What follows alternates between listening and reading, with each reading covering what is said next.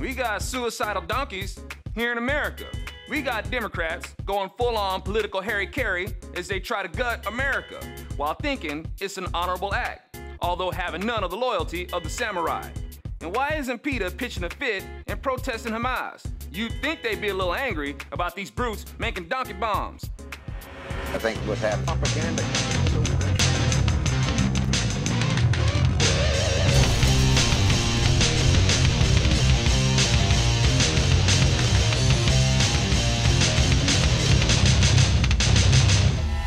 I gotta say, I'm actually kind of pleased with this development.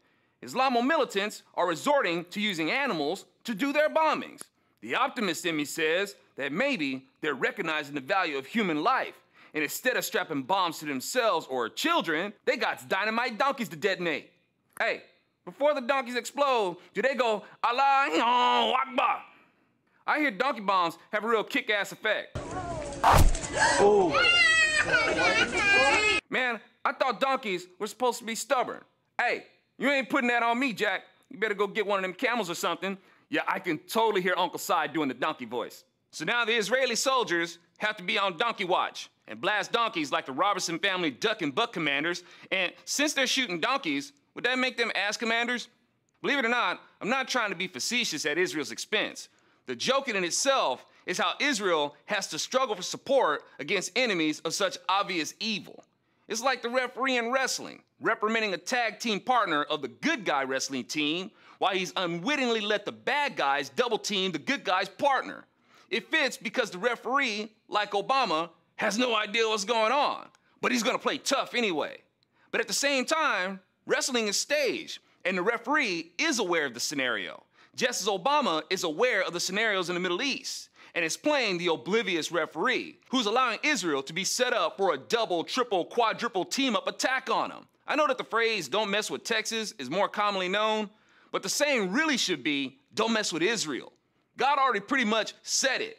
Those who bless Israel or the Abrahamic descendants that God told Abraham to hold out for will be blessed, and those who curse Israel will be cursed.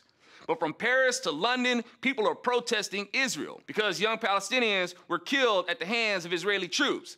I could appreciate them being outraged, but these people don't have a conniption fit over attacks on Israelis and the persecution of Christians. Even Jews and Christians don't even start riots over the persecution of our own. It must be nice knowing that we haven't started terrorizing people because we don't like what's happening to people like Pastor Saeed Abedini or Yahya Ibrahim, facing a death sentence for being a Christian, or the more than 200 Christian girls abducted by Islamic groups. What's the crime of Christians? Being the ones who do the most feeding, medicating, defending, and aiding globally?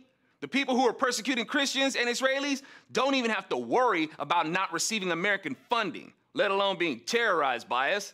But somehow, we're the evil ones. And these fire-starting thugs are the just. These people are deeply infected with hate and anger, and are walking powder kegs always looking to go off. But as the saying goes, the squeaky wheel gets the grease.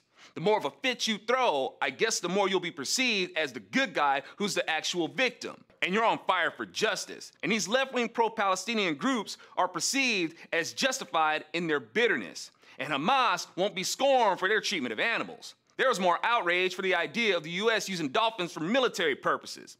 Now, Hamas will be considered valiant and resorting to whatever means they have to fight against Israel because somehow Israel, the small nation that it is now Goliath. And the Islamic territories that surround Israel is somehow David.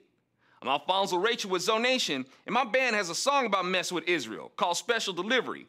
Moses had it playing in his iPod when he went to go talk with Pharaoh. Check out the link. It's good fight for what's right music. Allahu Akbar.